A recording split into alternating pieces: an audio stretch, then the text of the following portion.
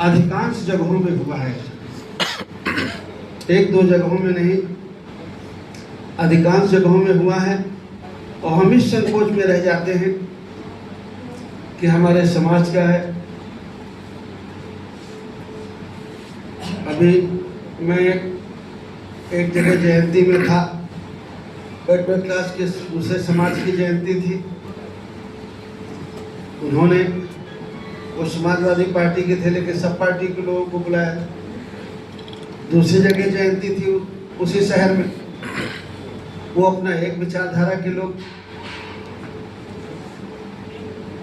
और तो जिस विचारधारा का आदमी वहां हाईलाइट किया गया है, उसको बुलाया गया है और कसीदे पढ़ी गई हैं उसकी तारीफ में, तो वो कुछ तो असर छोड़ ही जाएगा, कुछ तो आपको नुकसान करके जाएगा, कुछ को तो आपके लोगों को अपने साथ जोड़ के चले जाएगा। और जब तक आप उसे कन्विंस करेंगे तब तक वो समय गुजर गया होगा। जब समय गुजर जाएगा तो कहेगा धोखा हो गया। अब समय नहीं है धोखा खाने का, अब समय है सावधान होने का, जागरूक। खाइए पीजिए, रिश्ते नाते निभाइए, लेकिन वोट का रिश्ता मत निभाइए, राजनीतिक रिश्ता मत निभाइए। उसके समर्थन में जाति के नाते मत खड़े हो जाइए, नहीं तो उसका बहुमत हो जाएगा। आप समझ नहीं पाएंगे उसका कितना वजन हो जाएगा।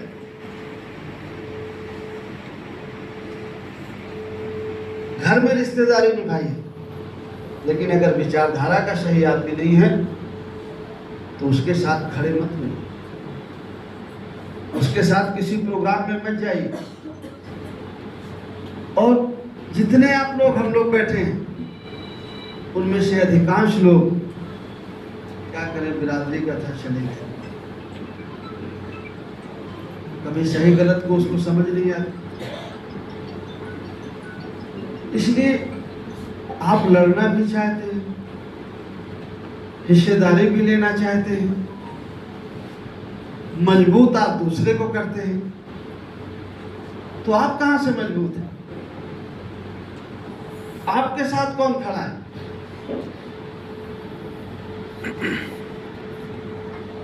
एक आदमी मुझे बताने लगा कि बाबू जी, हमारे गाजीपुर में कहते हैं कि यार परेशान न हो, तो प्लेयर है, देखो है, जिसका वो ठीक ठाक चले, जिसका कुछ ठीक ठाक जो तेजी से दौड़े, उसी के साथ खड़े हो जाए।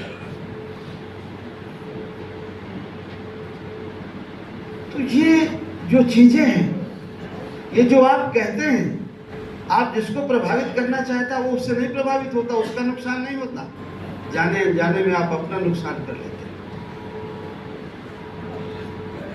सोच समझ करके बोलिए, क्या कह रहे हैं ये देखिए कि इसका असर हमारे ऊपर ही तो नहीं जा रहा।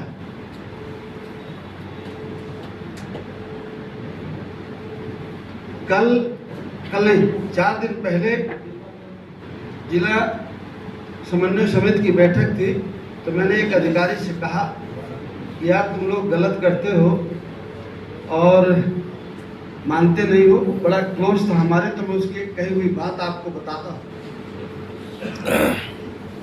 कहा सर ये हमारे ट्रेनिंग का हिस्सा है,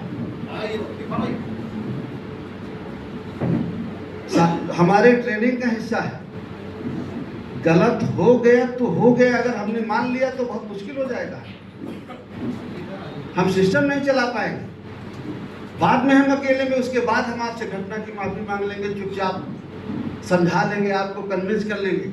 लेकिन जो एक हमारा आदमी कर गया, वो कर गया, वो सही है, हर व्यक्ति कहेगा सही है, उसमें कोई गलत नहीं कहेगा उसको कि गलत हुआ। ये हमारे ट्रेनिंग का पार्ट है। जो हमारे एक आदमी ने कर दिया, चाहे गलत हुआ चाहे सही, उसको सब कोई कहेगा कि सही है। अगर आप एक रास्ते से निकलना शुरू कर दे, जो कह देंगे वही सही है,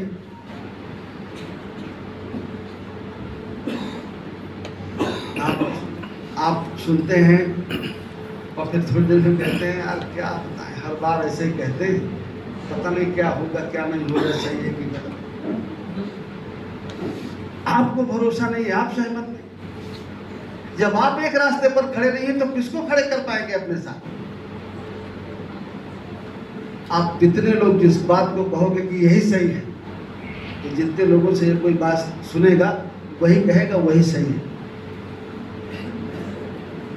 ये तो हिटलर का एक प्रयोग था ही, एक झूठ बात को भी 10 बार कहिए 100 बार कहिए कि ये सही है तो लोग उसे सही मानने लगे। और बड़ी मजेदार बात यह है, प्रयोग करके देखिएगा, दूसरा भर नहीं मानेगा कि सही है, आप मानने लगेंगे कि यही सही है। इसको प्रयोग करके देखिएगा। पहले एक बात के साथ अडिग होना सीखिए, अपने निर्णय के साथ अडिग होना सीखिए। यह नेतृत्व की क्षमता है, क्वालिटी है कि अगर वो अपने निर्णय पर अडिग नहीं है तो वो नेता बन ही नहीं सकता। अगर उसको नेता बनना है तो अपने निर्णय पर अडिग, बात को समझने की क्षमता, समझाने की क्षमता और समय, ये 3-4 चीजें हैं, तभी वो अडिग, तभी वो नेता हो सकता है, और नहीं तो नहीं हो सकता है। और नेतृत्व की क्षमता, अपने साथ कुछ लोगों को लेकर चलने की क्षमता। और हम छोटी छोटी बातों पर, अभी हम लोगों का बने नहीं कुछ और अभी से गुटबाजी हो जाती। इतनी गुटबाजी है हम लोगों में कि जिसकी कोई सीमा नहीं। अरे भाई, कुर्सी पे बैठना है तो कुर्सी होगी, 4 पावे होंगे, फिर और पाटे वाटे लगेंगे उसमें, तब तो कोई बैठने लायक बनेगा। अब आप पावा बनाएंगे नहीं, पावे खड़े नहीं करेंगे तो कैसे कुर्सी खड़ी होगी, कैसे बैठेंगे आप लोग? अरे भाई, समुद्र मंथन करेंगे तो रस्सा वस्सा लगेगा कि नहीं लगेगा? हैं? हैं? जी लगेगा। और उसको मजबूत बनाना पड़ता है तो कुछ उसमें जोड़ना उड़ना पड़ेगा कि नहीं? हैं? फिर समुद्र मंथन होगा तो बाधे में तो मर्द निकलेगा तो सब बटेगा, हैं? और निकला नहीं, पहले ही बंटवारे में लगे और रस्से नहीं बनने दे रहे।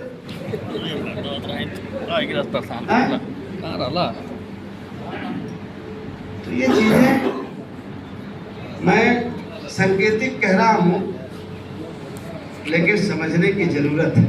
हमारे साथ मंच में विजय नारायण पटेल जी बैठे हैं, कुछ तो सीखो। हमारे साथ मंच में टीटू बैठे हैं, अलग पासी साहब बैठे हैं, डॉक्टर संतोष लोधी जी बैठे हैं, प्रजापति जी बैठे हैं, बाल साहब बैठे हैं। कुछ तो सीखो, यही बनाओगे तो ही कुछ कर पाओगे, और नहीं बनाओगे तो कुछ नहीं कर पाओगे।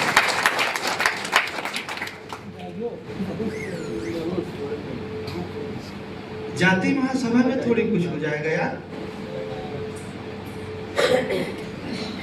जाति महासभा के जरिए हम जागरूकता फैला देंगे, एक दूसरे से परिचित हो जाएंगे, मिल जाएंगे, उनको हम नकार नहीं रहे, उसका भी योगदान है। और खास करके बैकवर्ड क्लास की जो जाति महासभा है उनका तो बहुत योगदान है, उनको हम धन्यवाद देते हैं। लेकिन जाति महासभा सत्ता में नहीं जाती है, सत्ता में जाती है राजनीतिक दल। सत्ता में गई है बहुजन समाज पार्टी तो उनके लोगों का भला हुआ है। सत्ता में जाती है समाजवादी पार्टी तो उनके लोगों का भला होता है। सत्ता में कोई जाति महासभा थोड़ी गई, सत्ता में गई ब्राह्मण महासभा थोड़ी गई है, भारतीय जनता पार्टी गई।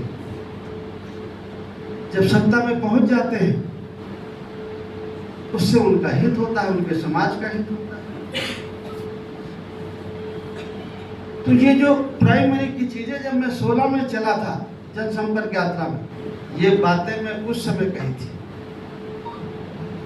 उसके बाद मैंने सोचा कि आप सब लोग तो मुझसे ज्यादा जागरूक हैं, रोज पढ़ते लिखते हैं, लेकिन हुआ नहीं, कोशिश करते हैं फिर उससे पीछे पहुंच जाते हैं। बहुजन समाज पार्टी का जब बिगड़ना शुरू हुआ तो बिगड़ने के दिनों का मुझे ध्यान है। पहले जब हम लोग शुरुआत किए थे तो फूले की, साहू की, अम्बेडकर की, पेरियार की लगती थी बैनर में, और बीएसपी के पीक पहुंचते पहुंचते ऐसा लग रहा था कि अब लगता है नुकसान की तरफ जा रही है। एक ही फोटो बची थी पोस्टर में और मंच में। उस फोटो का, उस प्रतिमा का कोई विरोध नहीं है, लेकिन जो सामंजस्य था वो खत्म हो गया। मुझे काशीराम जी की वो बात ध्यान है कि वो भाषण दे रहे थे, वैसे मंच की तरफ देखा, फोटो की तरफ, और रिपब्लिकन पार्टी का उदाहरण दिया कि रिपब्लिकन पार्टी बाबा साहब अम्बेडकर ने बनाया और अच्छी शुरुआत की, और बाद में वो कुछ लोगों तक सीमित हो गई और उन्हीं के देखते देखते कई टुकड़ों में बट गई।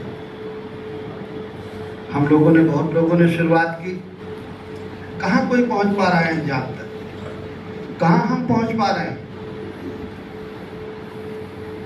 और जो लोग छोटे मोटे संगठन बनाए हैं हमारी तरह, चाहे वो पाल समाज के हों, चाहे प्रजापति समाज के हों, निषाद समाज के लोग हों, हमारे मौर्य कुशवाहा समाज के लोग हों, कहाँ कोई सफल हो पाता है। यही कारण है। हम 4 जने मिलकर इकट्ठा कर बनाते हैं और 4 जने में लड़ाई हो जाती है। महीने 2 महीने में, 4 महीने में तो कहते हैं लोग, जाओ मैं भी रजिस्ट्रेशन करा लेता हूँ, मैं भी राष्ट्रीय अध्यक्ष बन जाता हूँ। और बड़ी मजेदार बात तो ये कि राष्ट्रीय अध्यक्ष बन के तो गए तो एक पार्टी का अध्यक्ष बन जाएगा देवरानी का लड़का, एक बन जाएगा जेठानी का लड़का। अब कोई सोच नहीं है उसमें। देवरानी जेठानी आपस में लड़ जाएगी, तुम्हारा लड़का बनेगा तो हमारा क्या नहीं बनेगा। ये हमारी हालत। कहते हैं भाई चलो, कुशवाहा जी बहुत डांट देते हैं, अभी मौर्य जी को बुलाते हैं, अभी राजकुमार सैनी को बुलाते हैं। हमको फोन करेंगे, बाबू जी आप आ रहे हो तो ठीक है, नहीं राजकुमार सैनी को बुला लेते हैं।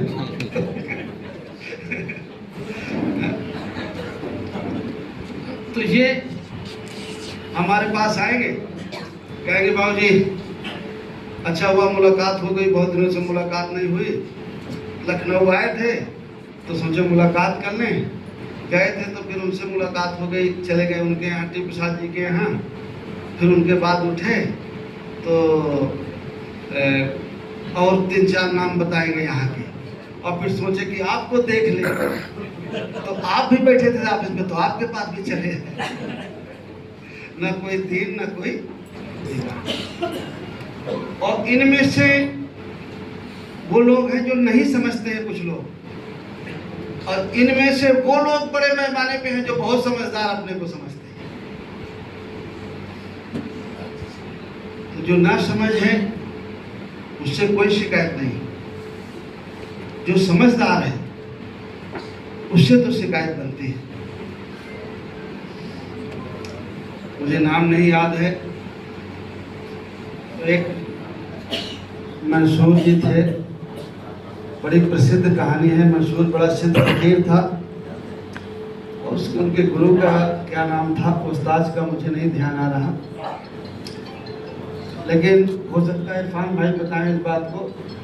लेकिन मैंने पढ़ा है, मुझे जानकारी में है, तो वो जब सब जान गया, समझ गया, तो वो कहता था लोगों से कि उर्दू की भाषा में क्या कहते थे, मैं ही ईश्वर हूँ, क्या कहते हैं उसको, हैं?